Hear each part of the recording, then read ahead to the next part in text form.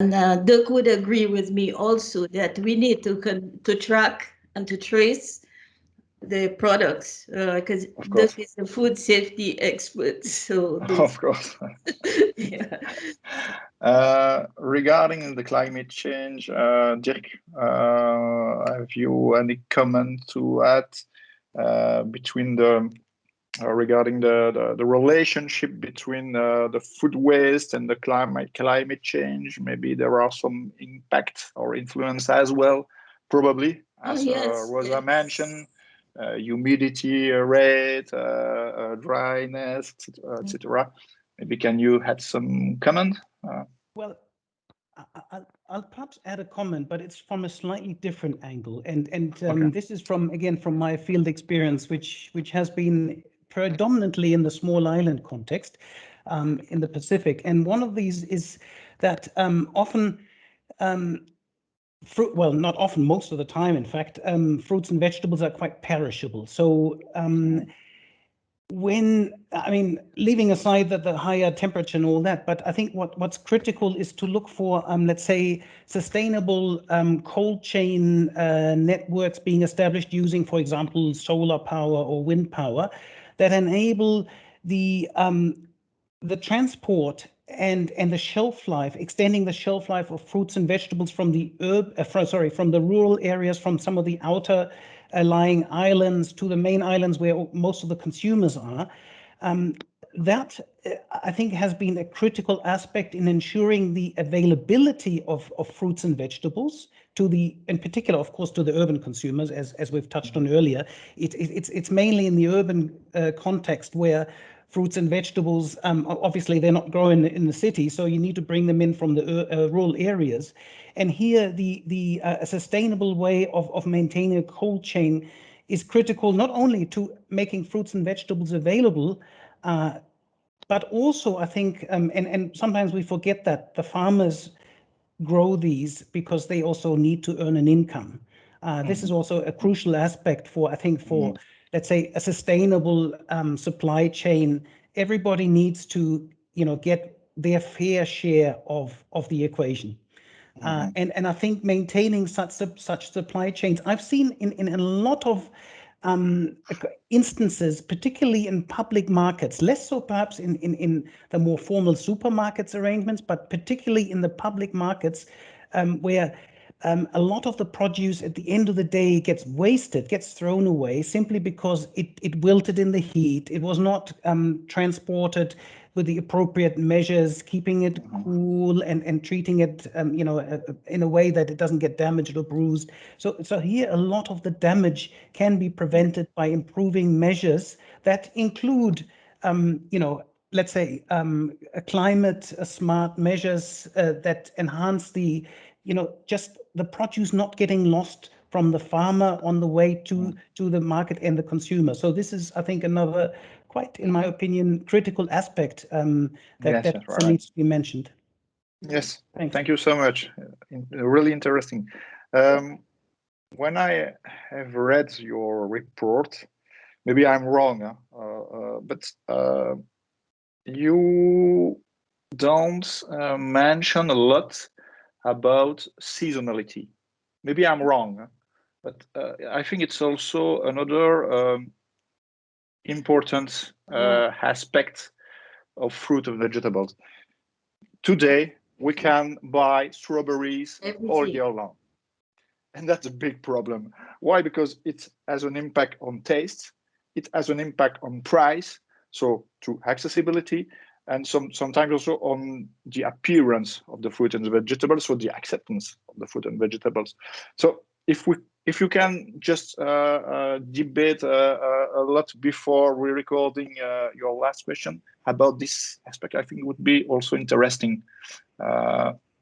Rosa, can you start and give your opinion about the importance of seasonality regarding fruits and vegetables? Okay. Yeah, in terms of seasonality of fruits and vegetables, I think now the consumer is the king of the supply chain. Huh? Yes, The of course. consumer, so a lot has to do with what it is the consumers want. We have seasonality because of consumer demand for the year-round availability of fruits and vegetables. So it's something that is not very easy, from a business point of view, to just begin to change.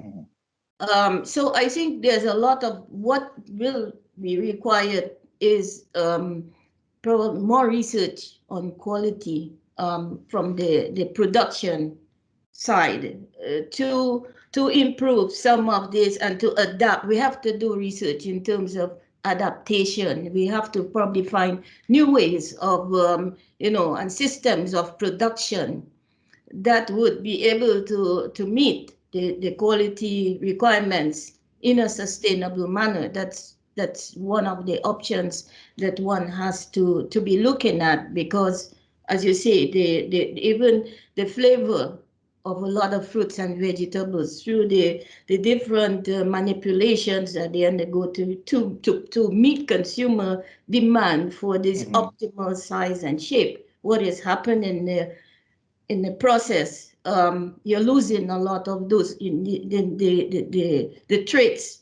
that are indigenous to those fruits and vegetables.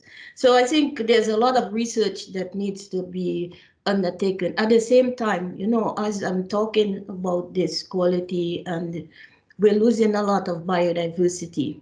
This is Yes. another issue that is being addressed. And I have a nice example of what we did in one country to preserve their biodiversity, because these things are so important. We had a case, for example, where we were working in an Asian country with the mango cooperatives. They were producing mangoes to supply and fulfill market in Singapore. But that market has specific requirements for mangoes that are fleshy, that are not like what the native varieties are. And for them to keep that market, they had to cut down a lot of the native stands. And that is not a good thing for maintaining biodiversity. So we try to say to them, you need a balance.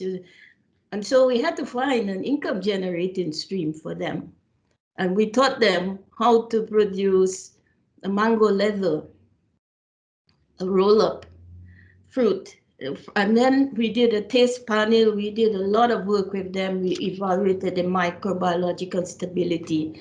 And as you said about seasonality, what we were able to do is to produce that mango leather, which does not contain, it only contains one additive for the color, citric acid. We got a product with a shelf life of 1 year, and they are able to have that as a snack, a healthy snack. So they have the mangoes, that takes away the whole gap of seasonality. At the same time, it preserves the biodiversity, because the varieties that were preferred were exactly those that they would have cut down.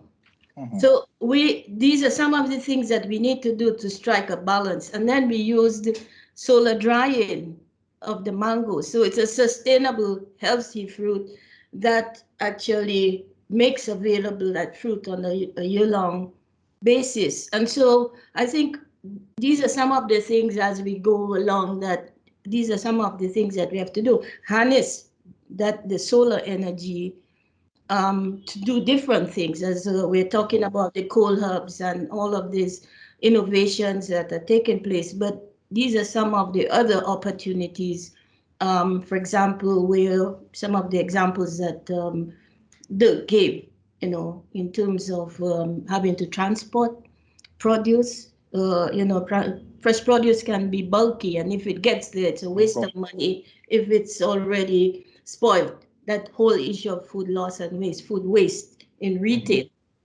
And so we have to look also at the varieties that are being, the transportability, all of these things. We have to really look at more closely at some of these things in terms of the quality and breeding of the seed, but also the options that can make them available more widely, and so that they're healthy and not full of sugar and ultra processed.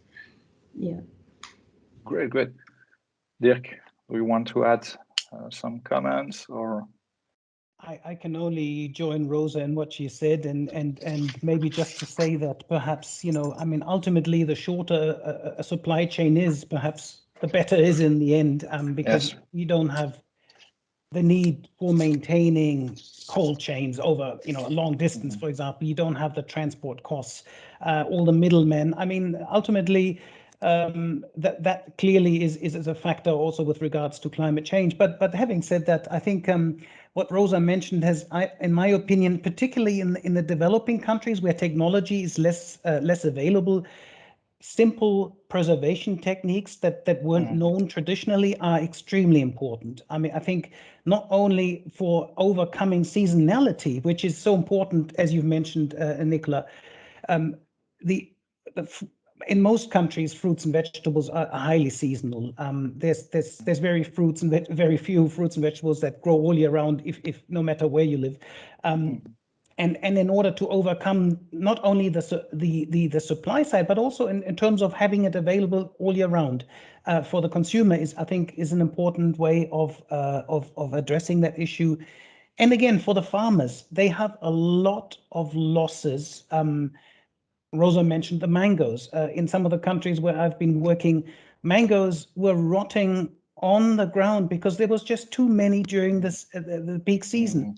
And then during the other time of the year, people were looking for them and paying extremely high prices, or they weren't available at all. And so finding innovative, and we're not talking about high technology here. This is very Simple. simple technology. Simple, yeah. Of course, we need to keep in mind things such as not only the quality in terms of the taste and flavor and all that, but also the safety aspects. I mean, when we start introducing new technologies that may not be known to some of the farmers or those who then process the produce, we need to build their capacity around ways of ensuring that we're not introducing some contaminants, be they chemical or microbiological, that may render the consumer ill or give them some sort of negative effect either immediately or over the long term. So these are important supporting measures that we need to introduce, along, of course, with the technology that goes with overcoming seasonality. So that would be my addition. Great, thank you so much. Let's make a short pause. I will explain the process for the next two questions. Our objective is to broadcast your answer in a video. If possible, be concise, be accurately as possible, because ideally for social media, the format and the length of the video shouldn't be larger than 1 minute and 30 seconds. So if you can be concise, it will be better.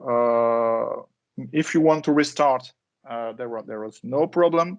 Let's make a try for you, Rosa, and for you as well, Dirk. Yeah. We will add some subtitle. Of course, why? Because on social media, almost everyone look at the video on a mute. On a mute.